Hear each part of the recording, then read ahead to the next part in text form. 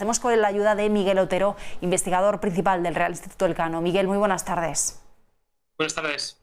Bueno, ¿cómo evalúas, ¿no? ¿Cómo valoras la formación de gobierno? ¿Cuáles serían las principales claves de esta coalición inédita, la llamada coalición semáforo? ¿Y por dónde crees que van a ir las primeras medidas, teniendo en cuenta estas dos incertidumbres, ¿no? El tema de la recuperación económica, los precios que preocupan a la población y, por supuesto, el frente de la pandemia y los contagios que no hacen más que aumentar.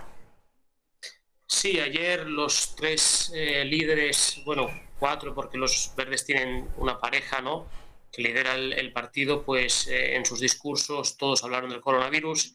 Es una gran preocupación para el país, además un país que en las primeras olas lo ha hecho muy bien, incluso pues miraba a los demás pues pensando que tenía la capacidad sanitaria y una población que había cumplido y que podía pues superar la crisis mejor que otros, y esta cuarta ola pues le está pegando muy duro, y sobre todo porque bueno, casi un tercio de la población alemana todavía no se ha vacunado, hay mucha resistencia a la vacuna, y tenemos pues eso, ¿no?, pues mucha gente en Alemania que no se fía de las autoridades, no se fía de la sanidad de su país, y eso está minando pues la confianza del consumidor, y seguramente pues sean unas navidades que hace unos cuantos meses no se esperaban que fuesen tan débiles en consumo y de actividad económica, y yo creo que incluso pues lleva al país a una cierta un cierto ensimismamiento o dudas sobre, ¿no?, incluso problemas de autoestima, en el sentido de que yo, que tengo relación también con corresponsales alemanes aquí en España, nos preguntan un poco cómo lo vemos desde aquí, y la sensación un poco en Alemania es que quizás por el individualismo de la sociedad alemana es menos social que la española, por múltiples razones. Los alemanes, muchos de ellos, no quieren vacunarse, y yo creo que una de las primeras medidas del nuevo gobierno posiblemente sea eh, tomar medidas de presión para que más alemanes se vacunen.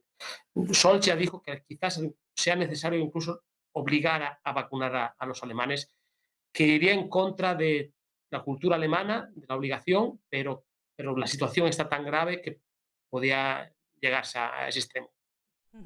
Miguel, ¿qué me dices de las cifras de PIB que hemos conocido hoy en Alemania, ¿no? Un crecimiento del 1,7% en el tercer trimestre, una décima menos de lo esperado, una desaceleración de 3 décimas respecto al segundo trimestre del año. Comparado con el tercer trimestre del año pasado, sí que es un 2,5% interanual de crecimiento. ¿Cómo está evolucionando la economía alemana y sus diferentes patas, ¿no? ¿Cómo va la inversión? ¿Cómo va el consumo? ¿Cómo van sectores clave como la industria en este contexto de incertidumbres que nos acabas de dibujar?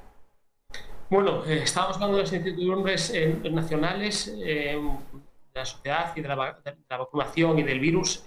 Después están todas las incertidumbres geopolíticas, de cuellos de botella en las cadenas de valor y de las cadenas de suministro, y Alemania, lógicamente, como país exportador industrial, eso le está afectando. Los datos así lo demuestran. Tenemos bueno, pues, un crecimiento más débil de lo que se esperaba en muchas regiones del mundo. China ya sabemos también que está cerrando y está con política severa de COVID-0, que eso también pues, afecta a Alemania. Y entonces, bueno, inversión está cayendo también. Entonces, realmente lo que teníamos ahí que mantenía el crecimiento en Alemania era el consumo interno. Y entonces esa pata que es la que está todavía sosteniendo el crecimiento en Alemania para que sea positivo y que sea, bueno, un crecimiento por encima del 2%, pues puede verse minada en este último trimestre, y por eso las dudas del efecto, no solamente en Alemania, pero bueno, Alemania tiene lógicamente pues una influencia en toda Europa, por las cadenas de valor, y bueno, pues yo creo que hay mucha más preocupación de la que teníamos hace 2 o 3 meses, donde se esperaba que ya con la vacuna y con inmunidad de grupo en muchos países, pues estaríamos más optimistas. Dentro de la formación de ese nuevo gobierno hemos ido conociendo en las últimas horas el detalle, ¿no?, de la formación, de cómo se han repartido las diferentes carteras. Al final han sido los liberales, ¿no?, quienes se llevan la cartera clave, como puede ser la de finanzas. El liberal Lindner, bueno, pues ya ha advertido, entre otras cosas, de cuál va a ser su postura en temas clave, como es el caso de la deuda, ¿no?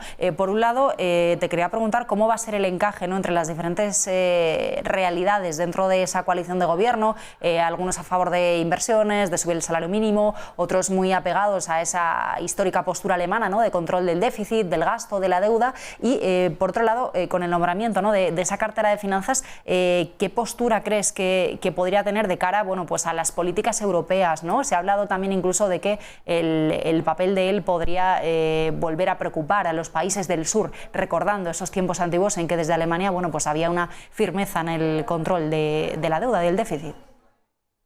Bueno, yo creo que, primero, esta es una coalición basada en el pragmatismo, porque, bueno, estamos hablando de una coalición formada por los verdes, que podría ser, pues, un partido progresista, más a la izquierda, etcétera, eh, pero muy radical en sus posturas verdes, los socialdemócratas, centro-izquierda, y los liberales, ¿no? O sea, y que en 2 meses hayan llegado a un acuerdo, pues demuestra su voluntad de gobernar y de cambiar muchas cosas que están pasando ahora mismo en Alemania, ¿no? Lo decía Lindner, justamente, ¿no?, que llegaron a un acuerdo al final por su voluntad, pese a tener visiones muy diferentes, su voluntad por cambiar el status quo, ¿no? Lindner, pues sí, es bueno, un líder tradicional liberal, conservador en ese sentido. No se mueve mucho realmente del consenso alemán, porque incluso Olaf Scholz ha sido ministro de Finanzas, sigue siendo ahora mismo, pero va a ser el canciller. Siempre también, hay cosas que un ministro de Finanzas alemán no puede dejar de hacer, y es apostar por la disciplina fiscal, apostar por las cuentas públicas en orden, pero yo creo que en general el contexto internacional, incluso el alemán, pide mayor inversión, y eso se ve no en un acuerdo, que es ya un contrato de coalición, y en ese contrato de coalición pues se habla eso, ¿no?, de que hay que aumentar la inversión a nivel europeo, se habla de la inversión verde. Yo creo que en las discusiones que pueda haber ahora de si retomamos el pacto de estabilidad y crecimiento, las reglas fiscales que teníamos antes de la pandemia, que no están suspendidas por el gasto público que se está realizando, pues Alemania, yo creo que al final sí que va a estar en medio de los países del sur, Italia, Francia y España, entre otros, que apuestan por reglas más flexibles, mayor inversión pública, bueno, esperar un poco más a que la recuperación coja fuerza para ajustar los presupuestos nacionales, y los frugales del norte, ahora liderados por Austria, con otros países, Suecia, Holanda y algunos del centro y este, que sí que dicen, no, en el 2023 ya es hora de volver a las reglas de antes, a empezar a hacer ajustes, etcétera, ¿no? Yo creo que Alemania, por su tamaño, su poder y por su compromiso con Europa, porque este es un acuerdo, un contrato eminentemente europeísta, incluso se habla de la creación de un Estado federal europeo, ¿no? Son palabras mayores. Yo creo que va a estar ahí de intermediario y de, bueno, apretar donde puede, hacer que los países inviertan bien el dinero que les llega ahora de los fondos europeos de recuperación y resiliencia, eh, pero yo creo que el contexto ahora mismo, incluso dentro de Alemania, es el de hay ciertas inversiones públicas que hay que realizar en lo verde, en lo digital, en investigación y desarrollo, etcétera, y por lo tanto creo que va a ser menos halcón de lo que fue en la campaña electoral. Miguel, por último, ¿cómo ves a Olaf Scholz como canciller, ¿no? ¿Cómo ha evolucionado su figura en las últimas semanas y qué tipo de perfil podemos esperar de, bueno, pues quién va a sustituir a Angela Merkel y quién va a ser el nuevo canciller, ¿no?, de la locomotora europea? Yo creo que representa a lo mejor pues la esencia, ¿no?, de este acuerdo, que es eh, continuidad y cambio, las dos. Entonces yo creo que sí que tiene una ambición clara de tener una agenda más social, y eso se ve reflejado, ¿no?, en el acuerdo. La subida del salario mínimo va a ser sustancial, del 20%, vivienda social, bueno, elementos ahí claros de, ¿no?, una apuesta también por la integración de los inmigrantes, inmigrantes que llevan solo 3 años ahora en Alemania, si demuestran que están integrados, podrán conseguir la nacionalidad alemana, incluso abriendo la posibilidad de la doble nacionalidad, por lo tanto no poniendo barreras a esa integración. Pero bueno, yo creo que sí que, y también el acuerdo aparece, ¿no? Preocupación por la inflación, incluso se dice en el documento que la ciudadanía está preocupada por la inflación y por lo tanto el Banco Central tiene que hacer su trabajo y que mantener la inflación bajo su mandato del 2% y que las cuentas públicas no se descontrolen. Pero yo creo que también lo dicho, ¿no? Esa capacidad de ver que hay una transición energética, que hay que invertir en ese campo, que Alemania tiene que invertir más en lo digital. Y por lo tanto yo creo que bueno, una figura conciliadora, no un gran con mucho carisma, pero un buen gestor que va a tener que equilibrar y lidiar con estas visiones diferentes, pero bueno, me quito el sombrero porque ha conseguido, primero, que mucha gente no pensaba que iba a suceder, llegar a ser canciller, y segundo, una coalición de gobierno a 3 con la flexibilidad y el pragmatismo que se necesita para lograrlo.